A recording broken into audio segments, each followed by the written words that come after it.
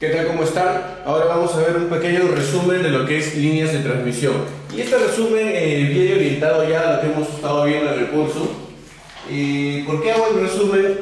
Porque nosotros siempre cuando vemos videos o tenemos información en la mano, muchas veces no leemos todo paso por paso, sino que nos olvidamos algunas cosas o nos salteamos algunos puntos. Y en ese sentido que el resumen es importante para que ustedes encuentren cuáles son los puntos más importantes que nosotros vamos a tomar en el curso. No quiere decir que sean los únicos o que solo sean ellos los más importantes, sino que vamos a ser a los cuales nosotros nos vamos a enfocar esos puntos y esos puntos poder verlos un poco mejor. Entonces, si yo les pongo que en el resumen los puntos que yo creo son los más importantes a lo largo del curso, ustedes de repente, si no los han visto en algún momento o no se detuvieron a repasar o reflexionar en ese punto, en ese criterio o en ese modelo de cálculo, pues tengan la oportunidad de hacerlo.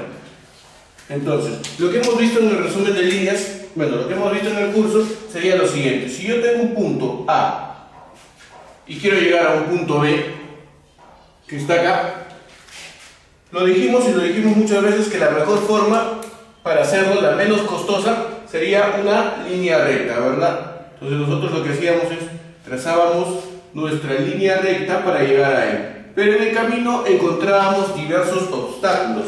¿Recuerdan ustedes que vimos lo que eran los accidentes geográficos? Encontramos accidentes geográficos. No solamente encontramos los accidentes geográficos, sino también zonas protegidas. Zonas protegidas, ¿verdad? Listo.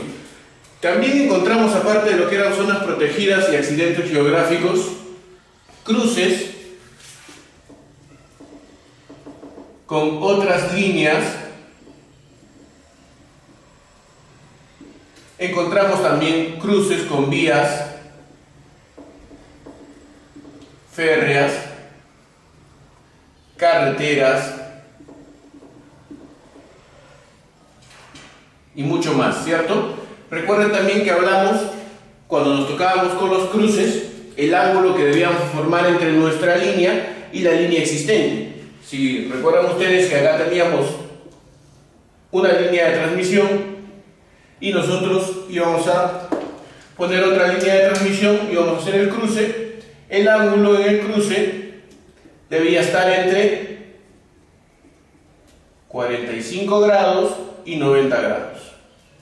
Si hablábamos de una carretera, tenemos la carretera y nosotros íbamos a cruzar, teníamos también un ángulo de cruce y ese ángulo podía estar entre 30 grados y 90 grados. De esa manera nosotros vamos a tener un criterio para poder hacer los cruces. ¿Esto siempre es así? Pues no, la verdad que no. Pero es una recomendación, la encontré una vez, me pareció interesante y todo ello se lo voy a dejar en los videos para que ustedes puedan ver las fuentes.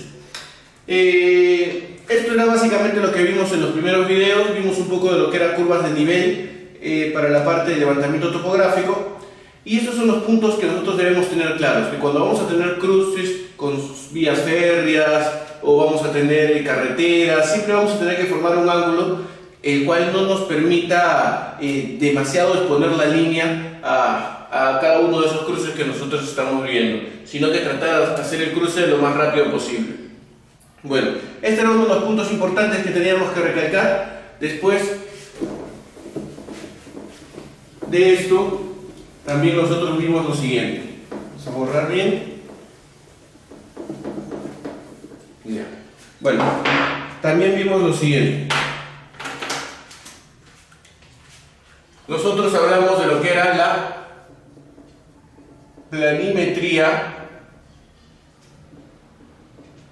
y la altimetría.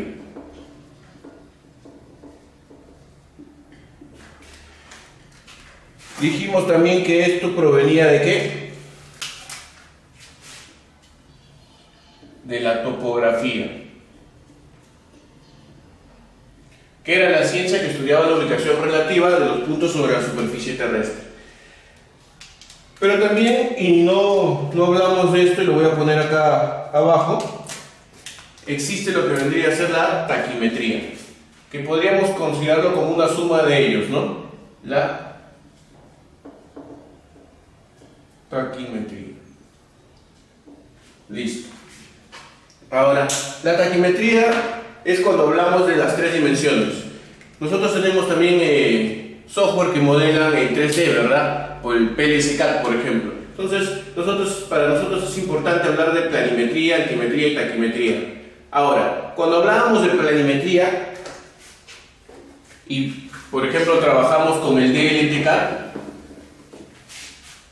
recordamos que el DLTCAD nos pedía, vamos a poner aquí nuestros ejes, eje este y norte. Recordamos nosotros que podíamos hacer nuestro dibujo de nuestra poligonal, el punto A, y este es el punto B, punto C, D, E, así lo voy a llamar yo. También recordamos nosotros que pudimos calcular los ángulos que estaban acá.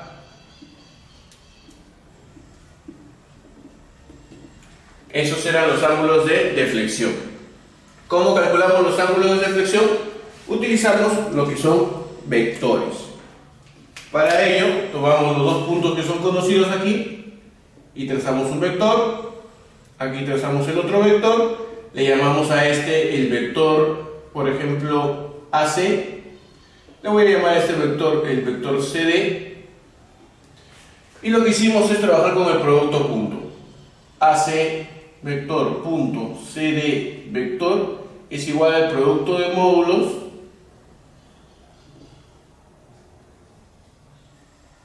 por el coseno de alfa, le voy a poner. ¿Y quién es alfa? El ángulo que está aquí. De esa manera nosotros calculamos alfa, y como nosotros conocemos, el teta 1 vendría a ser 180 grados menos alfa. Ahora, otra cosa que ustedes no deben olvidarse es que el alfa que encontramos nosotros aquí, cuando despejamos, está en radianes. Como él está en radianes, debemos pasarlo a grados sexagesimales. Eso es lo que vimos para la vista de planta. Era importante ello, sí. Recuerden también que calculamos cada módulo. Le pusimos el valor de A, B, C, D y así. Y eso lo utilizamos para calcular nuestra vista de perfil. Extendimos esto en un nuevo eje y calculamos nuestras coordenadas TPG.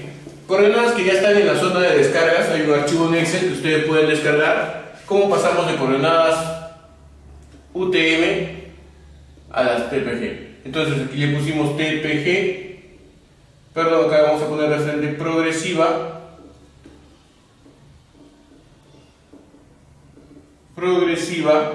y acá teníamos nuestra cota. Y de esta manera nosotros calculábamos nuestra vista de perfil. Tomábamos los puntos A, B, C, D, que eran los módulos de los vectores que habíamos obtenido en nuestra vista de planta, y conjunto con nuestras alturas, nosotros lo que hacíamos era calcular nuestra vista de perfil.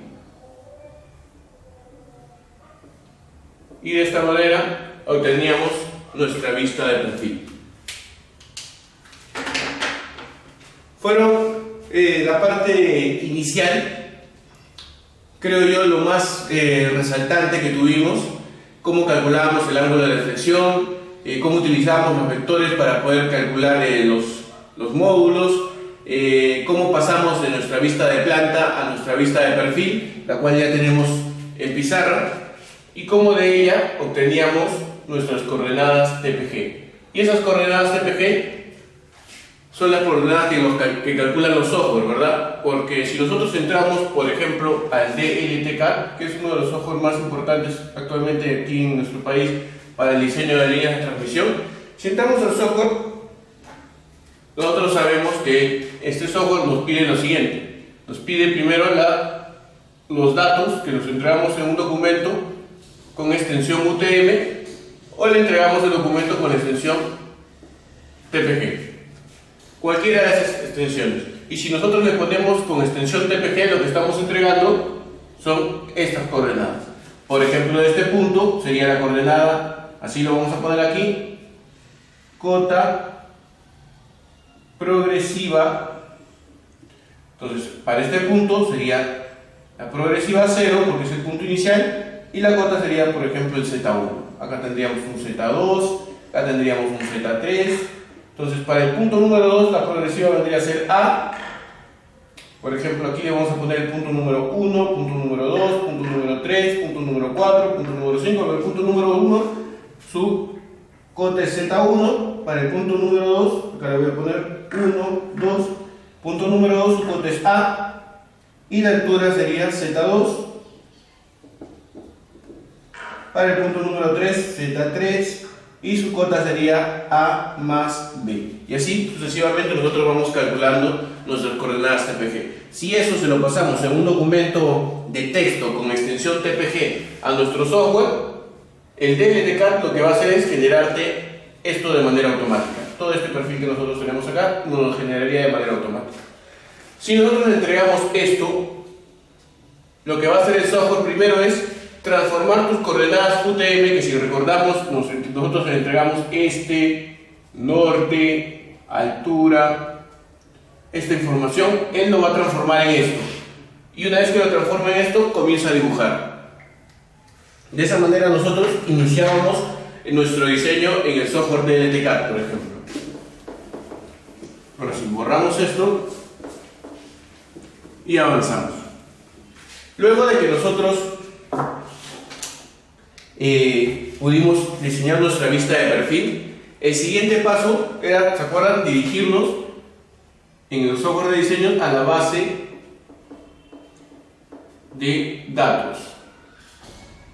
¿Qué es lo que teníamos que encontrar? Conductores, soportes, ¿cierto? Y estructuras.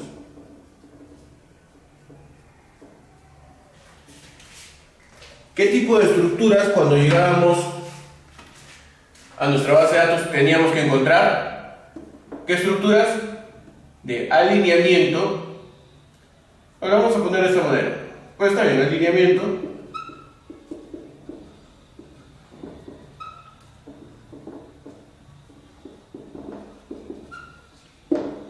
¿Sí? Angulares. Y vamos a poner una más acá abajo, terminales.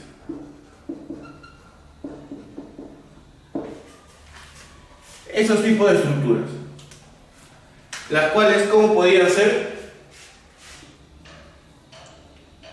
Eran, como nosotros le llamamos, pasantes, donde el conductor solo pasa, o anclajes.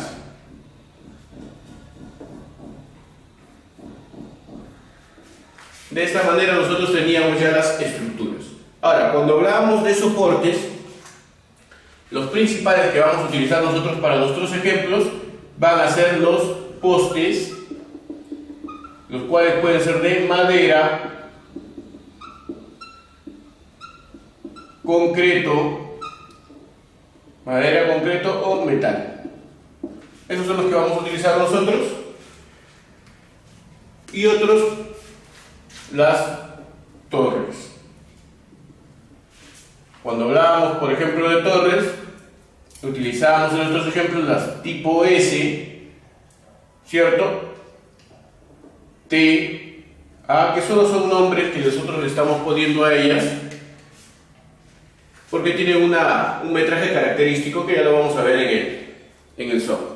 Cuando hablábamos de los postes, por ejemplo, hablábamos de postes de media tensión, como los que trabajamos de 12 sobre 200 o 12 sobre 300, que en los ejemplos, postes de baja tensión, por ejemplo, que no lo voy a poner acá, porque esto lo vamos a ver en el siguiente video, pero teníamos postes, por ejemplo, estos son para 22,9, kilovoltios, ¿no? Y teníamos los postes también de 18 metros,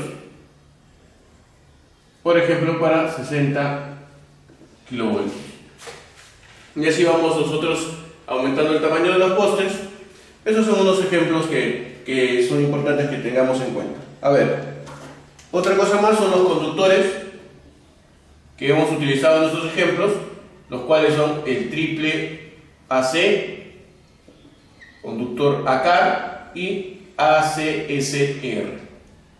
Esos son los conductores que hemos utilizado nosotros. Por ejemplo, el conductor Cóndor, que ahí lo van a ver ustedes en el software. ACAR, cual utilizamos para una línea de 220, ACAR 405 fue uno de los que utilizamos, ¿sí? Y triple AC, por ejemplo, triple AC de 35, triple AC de 35 y 50, ¿para quién? Nuestras líneas primarias. De esta manera nosotros ubicamos esa información, esos conductores, soportes y estructuras que nosotros necesitamos dentro de la base de datos generales para pasarlas a nuestra base de datos del proyecto. Por ejemplo, voy a borrar esto y vamos a pasar esos elementos que hemos encontrado, que son útiles para nosotros, a nuestra base de datos del proyecto. Cuando hablábamos de nuestra base de datos del proyecto, era lo siguiente: base de datos del proyecto. Cuando hablábamos de nuestra base de datos del proyecto, nosotros estábamos refiriéndonos a qué conductores íbamos a utilizar nosotros en nuestro proyecto. Recuerden que existen un montón de tipos de conductor, sin embargo yo utilicé para mi línea de 220 kilovoltios ACAR 405. Soportes, yo utilicé S+0, S+3, S+6 o S-3, S-6. ¿Sí? ¿Recuerdan ello? Eso es lo que trabajamos en la línea de 220 kilovoltios. Si hablábamos conductores, soportes y estructuras, utilizamos tres tipos: A, T y S, donde ella era suspensión, ella era la terminal y esta era anclaje angular.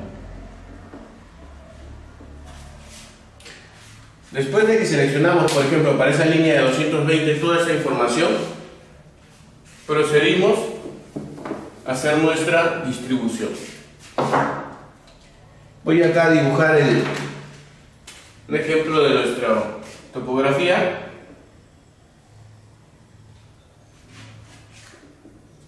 Por ejemplo, algo así. Ahí tenemos nuestra topografía, ya tenemos los elementos.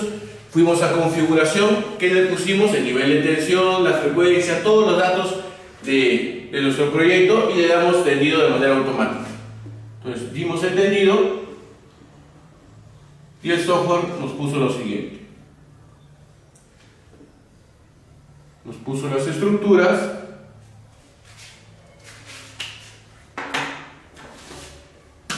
y nosotros hicimos el tendido del conductor. De esta manera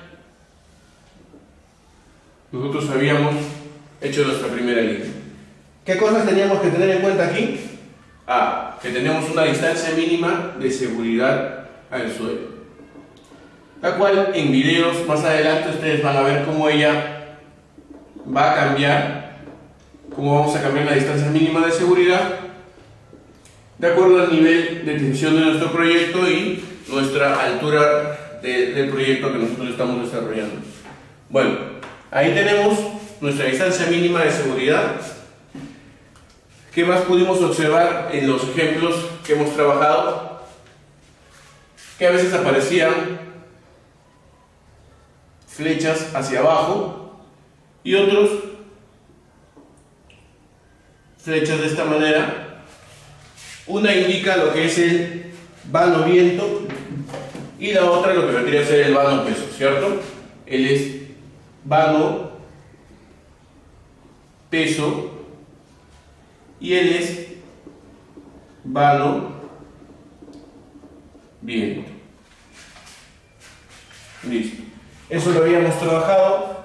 También pudimos visualizar otras flechitas como esta de acá, que la voy a poner hacia arriba, la que nos hace referencia a lo que vendría a ser el vano peso negativo. Lo voy a poner aquí, vano peso negativo, y acá vendría a ser positivo. Listo. ¿Qué otras alertas encontramos? Una interesante fue un rayito, ¿no? ¿Cierto? Un rayito a una distancia a medio vano, la cual nos hablaba de las distancias mínimas de seguridad entre conductores. Y también vimos al conductor de color rojo, que es lo que voy a ponerlo ahora. Voy a tratar de poner acá una estructura sobre el final y trazar mi conductor de color rojo. Ahí está. Ahí es el conductor de color rojo porque está infringiendo la distancia mínima de seguridad al suelo. ¿Cierto? Que había un problema de distancia mínima de seguridad al suelo. Eso es lo que nosotros vimos en nuestros diseños. ¿Qué es lo que hicimos? Tuvimos que hacer distintos trabajos para poder levantar estas observaciones.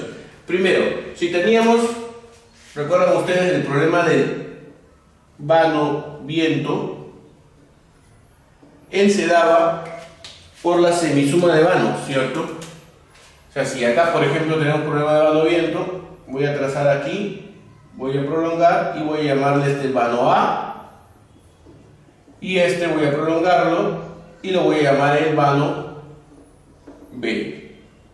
Ahí está, ya tengo los dos vanos, el vano A y el vano B. Voy a sacar esta palabra de aquí y la voy a poner más arriba. Entonces ese vano viento que estamos calculando, aquí le voy a poner con otro color, vano viento, era igual o es igual a A más B sobre 2. Recordamos también que cada una de estas estructuras que tenemos acá, que yo la voy a jalar con una flecha de aquí para hacer su referencia, cada una de ellas, de estas torres, tiene prestaciones, ¿cierto? Y vamos a tener un máximo vano viento y un máximo vano peso. Entonces, si el vano nos aparecía esta flechita de esta forma en el software que estamos utilizando, ¿sí? Quiere decir que hemos superado el valor del máximo vano viento. Por lo tanto, si hemos superado el valor del máximo vano viento, quiere decir que la semisuma de estos vanos, este más este entre 2, es mayor a lo que habíamos puesto nosotros en la estructura como su máximo valor que puede soportar. Entonces, ¿qué es lo que tenemos que hacer? Tenemos que acortarlo. Entonces, eso es lo que vamos a hacer ahora. Por ejemplo, en vez de poner la estructura acá, la pondríamos por acá. Y a ella la tendríamos que recortar. ¿Eso qué ocasionaría? Que el conductor tal vez caiga de esta forma, ¿sí? Y acá el conductor podría caer de esta forma. Pero lo que estamos haciendo aquí es achicar este vano. Por lo tanto, en la suma entre 2 va a ser menor. Y es de esta manera como nosotros podemos solucionar el problema del máximo vano viento. No solo lo podemos hacer con este vano, sino podríamos hacer lo mismo con este vano, tratar de acortarlos, de repente uno de ellos acortarlo sin que cause más problemas a todo el sistema. Esa es una forma.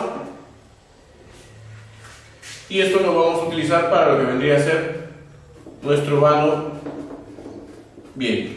A ver, ahora cuando hablamos de vano peso, vamos a tratar de reconstruir el dibujo. Acá tenemos nuestra flecha, acá tenemos nuestra torre, y el de color negro es nuestro conductor. Listo. Cuando hablamos del vano peso y decíamos que este vano peso era máximo o era un valor grande, por eso nos aparece la flechita, porque estamos superando nuestro máximo vano peso, quiere decir que la suma, el software hace lo siguiente, miren, va a sumar esta longitud, va a agarrar este vano y va a decir, ¿su vértice dónde se encuentra? ¿Está acá adentro? No, su vértice está por acá afuera, entonces por acá dice que está su vértice. Va a agarrar toda esta longitud y la va a calcular hasta llegar al punto donde está su vértice. De aquí también va a agarrar este vano y va a decir, ¿su vértice dónde está? Ah, acá está su vértice, es el punto más bajo. Va a agarrar toda esta longitud y ¿qué va a hacer? Va a hacer una suma de ambas longitudes. Le llamo longitud 1, ahí le llamo longitud 2 y va a ser L1 más L2. Suma las dos longitudes y si ese valor es mayor al máximo vano peso, te mandan alerta. Aquí vemos la alerta, por lo tanto este valor es mayor al máximo vano peso de esta estructura. Listo. Después, ¿qué más vimos? El vano peso negativo. ¿Cómo calculamos vano peso negativo? Es sencillo. Hacemos el mismo procedimiento, pero esta vez con esa estructura. Agarramos y decimos, de él, ¿dónde se encuentra su vértice? Se encuentra por acá, ya lo conocemos. Ya, entonces de aquí, a partir de la estructura de allá, voy a calcular esta longitud. De él, ¿dónde se encuentra su vértice? Se encuentra por aquí. Este es su punto. Entonces voy a calcular esa longitud. A las longitudes que están ahí les voy a llamar L1, L2. Y como se superponen, ustedes pueden ver en la imagen ahí que L1 y L2 se superponen. ¿Cómo te das cuenta que se superponen? Fácil. Traes una línea vertical y vas a ver que se cortan en ambos. Como se cortan en ambos es la diferencia. Vas a restar ahí el L1 menos en L2 y este valor va a salir negativo. Porque tú ves ahí que el L1 es mayor que el L2. Por lo tanto, como es negativo, la flecha te la va a poner hacia arriba. No le va a importar esto del máximo vano peso ni nada de eso. Como es negativo, te la pones hacia arriba y te pone el valor. Podrías tener menos 1 metro y te pondría la flechita. Ahora, el último punto aquí es la distancia mínima entre conductores. Acá podemos ver que como tenemos un vano, imagínense, ¿no? Que es bastante extenso, como es bastante grande el vano, a medio vano se tienden a acercar los conductores y no están cumpliendo con las distancias mínimas de seguridad entre conductores que nosotros tenemos. Ahora, este es un punto donde la gente comienza o falla recurrentemente, es porque esta distancia mínima entre conductores, de acuerdo a la norma que tú tengas, vas a tener un cálculo. Si tú en el software no le has puesto la norma adecuada o está con el de repente BDE cuando es DGE o DGE cuando es BDE o la norma que tú quieras utilizar, ¿sí? Entonces al momento de calcular tú vas a decir, pero ¿por qué me sale ese rayito cuando no debe? Yo sé que a muchos les ha pasado, pero si ya está bien, no tengo ningún problema. Si no tienes ningún problema, puede ser que la normatividad que estás utilizando para hacer el cálculo no sea la adecuada y es por eso que te sale esa alerta. Bueno, vamos a borrar esto para proceder con la siguiente parte. No, el resumen no se acaba aún. Hemos visto un montón de cosas que tenemos que ir trabajando. Ya hemos visto nuestras alertas y esto todo nos ha servido para los cálculos mecánicos.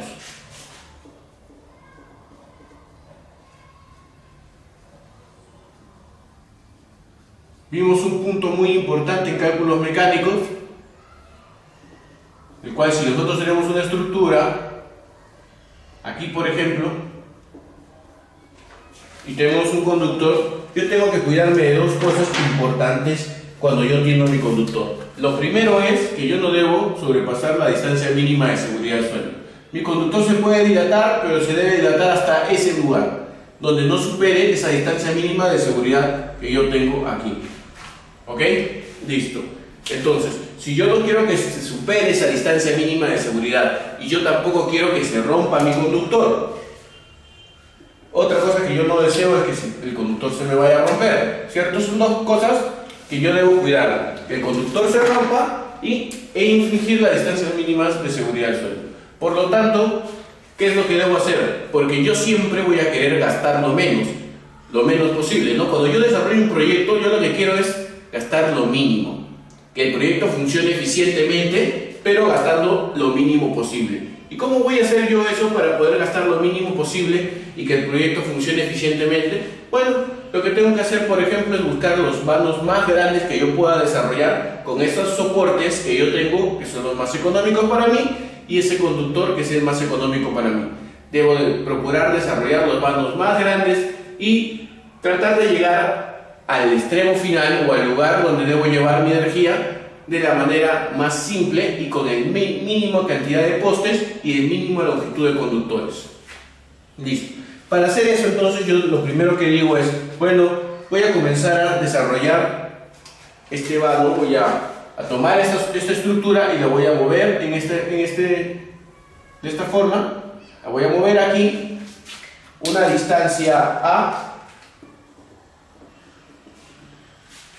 y acá yo voy a tener, por supuesto, que cuidarme, vamos a tomar otro plumo, que cuidarme de que no llegue a infringir la distancia mínima de seguridad, ¿cierto? Entonces yo tengo que buscar el lugar en el cual yo me desplace lo máximo posible, es un máximo, para generar el vano máximo que yo pueda sin infringir la distancia mínima de seguridad. Y otro punto importante, sin que se rompa mi conductor.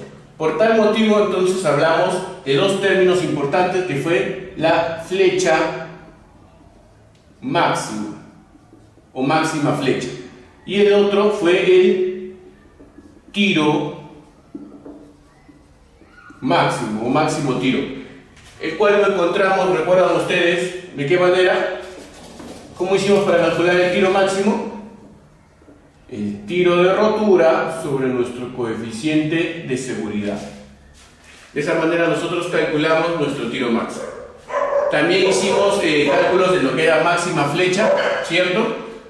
Hicimos cálculos para él y cálculos para el tiro en función del conductor que nosotros tenemos. Entonces, toda esta información está ya disponible en los videos. Ustedes van a encontrar lo que es máxima flecha, tiro máximo, el máximo vano que podemos desarrollar, cuidándonos de no infringir nuestras distancias de seguridad. Entonces, ¿qué es lo que hicimos aquí para ya redondear la idea final? Lo que hicimos es tomar la hipótesis con él y trabajar con la hipótesis de máxima flecha. Y acá trabajamos con la hipótesis de máxima tracción mecánica. Entonces, cuando hablamos de estas hipótesis, nosotros hicimos nuestros cálculos del tiro máximo y de la flecha máxima en cada una de las hipótesis. Cuando yo tomé la hipótesis de máxima flecha y, por ejemplo, dije, yo tengo un poste de 12 metros, el cual no lo pienso cambiar, quiero que sea de 12 metros, y yo tengo que mi distancia mínima de seguridad para el trabajo con 22,9 va a ser de 5,5 metros, por lo tanto acá voy a tener 6,5 de posibilidad para poder mover mi vano y desarrollar una flecha. Bueno, entonces yo digo, no siempre tengo el conductor en el extremo final del poste, pero vamos a considerar que está ahí en la puntita. Tendríamos 6,5 metros para desarrollar una flecha. ¿Cuál sería mi flecha máxima entonces? Mi flecha máxima sería esos 6,5. Por lo tanto, si yo tengo una flecha de 6,5, yo me voy a mi hipótesis de máxima flecha, hago el cálculo mecánico del conductor y busco un vano para el cual a esa hipótesis de máxima flecha me dé un valor de 6,5. Voy al software como el DLTCAD o lo calculo de manera manual y puedo encontrar ese vano al cual yo voy a tener una hipótesis de 6, una flecha de 6,5. Digamos que el vano es de 400 metros. Luego que hemos hecho eso, ya sabemos que podemos llegar hasta 400 metros antes de que el conductor toque los límites de distancia mínima de seguridad.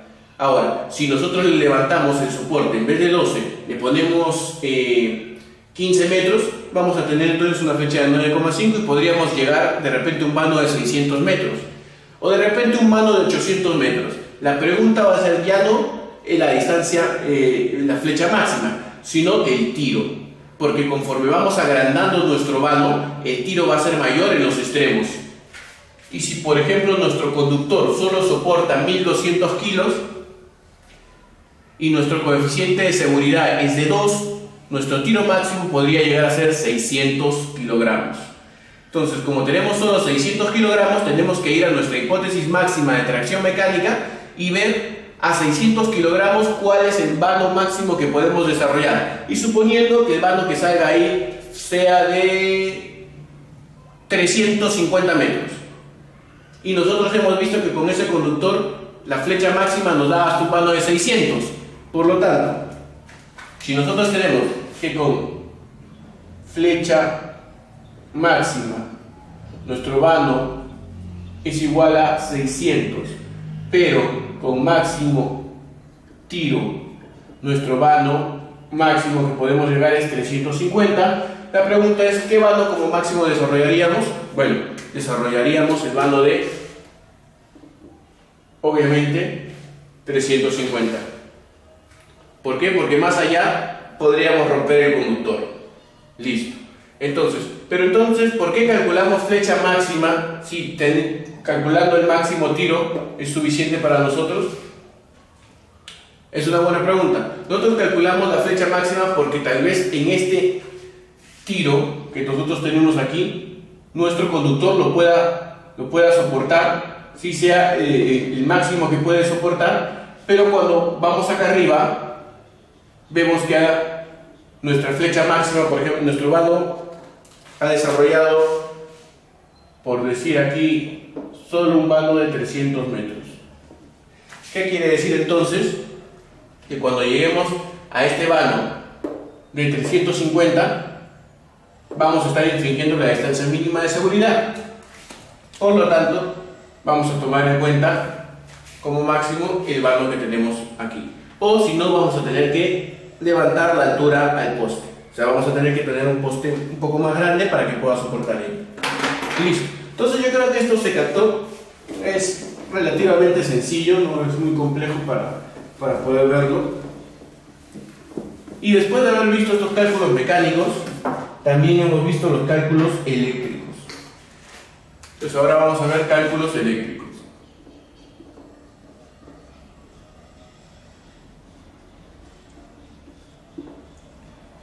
Cuando hicimos los cálculos eléctricos, vimos lo que era línea corta, ¿cierto? Vimos también lo que era una línea media. Si lo vamos a modelarlo de esta manera. Creo que el video se está haciendo ya demasiado extenso, así que vamos a ver solamente la parte de la línea corta y vamos a hablar un poquito ya de la línea media y larga, ¿no? La resistencia, acá tenemos el XL era igual a 2pi por la frecuencia por L era igual a mu sobre 2n más 2 veces el logaritmo neperiano de la distancia media geométrica sobre nuestro radio medio geométrico. Y de esta manera, multiplicado por 10 a la menos 4, calculábamos el XL. Hablamos también de lo que era doble terna, simple terna y cómo repercutía en ello, ¿se acuerdan? Bueno, solo vamos a poner de esta manera sencilla. Cuando hablábamos también de líneas medias, hablamos de la capacitancia, que era 24,2 dividido, ¿sí?, sobre el logaritmo de la distancia media geométrica sobre el radio medio geométrico, y esto por 10 a la menos 9, si más no recuerdo. Y con ello calculábamos la susceptancia B, que era 2pi por la frecuencia por el parámetro de la capacitancia. Y así también hablamos de la conductancia, con la cual la encontrábamos sumando las pérdidas por efecto corona más las pérdidas por efecto aislador. Y de esa manera también calculábamos la conductancia. Y ahí teníamos nuestros 4 parámetros con los cuales estábamos modelando nuestras líneas. Recuerden también que hablamos de cómo calcular la distancia media geométrica y cómo calcular el radio medio geométrico. Ahora, ¿qué nos ha faltado? Nos ha faltado hacer un análisis de nuestro circuito, de nuestra línea con carga y en vacío. poder desarrollar ejemplos de ello, poder también hablar de un poco de lo que es, nosotros hemos hablado del régimen permanente, sí, pero también podríamos hablar de los transitorios. Y yo creo que, bueno, eso lo he estado separando para un curso de protecciones. Tengo otro curso también de subestaciones, que es el que pienso lanzar en poco tiempo. Y también creo que podríamos hablar un poco de eso antes de poder lanzar los otros cursos, ¿no? Creo que hasta el momento hemos podido desarrollar básicamente las cosas principales. Las demás se pueden ir descubriendo conforme vamos trabajando. Ahora lo que vendría es la parte de videos donde vamos a ver un montón de ejemplos. O sea, vamos a partir desde lo que es cálculo de flechas a nivel, a desnivel, lo que son tiros máximos, flecha máxima, lo que es longitudes del conductor, vano viento, vano peso, oscilación de cadena, nos falta distancias mínimas de seguridad al suelo. Vamos a ver también un poco de lo que son parámetros eléctricos, cálculo de los parámetros para líneas desde 60 kilovoltios o de 22,9 hasta 500 kilovoltios o 750. Sería interesante poder ver de repente un par de ejemplos de ello. Vamos a comenzar a desarrollar todo lo que tiene que ver con los cálculos eléctricos y mecánicos en ejemplos. Recuerden ustedes que a partir del nivel 4 o 5 van a tener disponibles también los videos donde vamos a tener, por ejemplo, el modelamiento completo de una línea de 220, una de 138, de 380, de 500 kilovoltios, y así vamos a comenzar a seguir trabajando. Esto es básicamente lo que vamos a ver en este resumen y espero que sigan tan atentos como al principio para los siguientes videos. Muchas gracias y que tengan unas buenas tardes, días o noches en el momento que ustedes se encuentren escuchando este video. Gracias.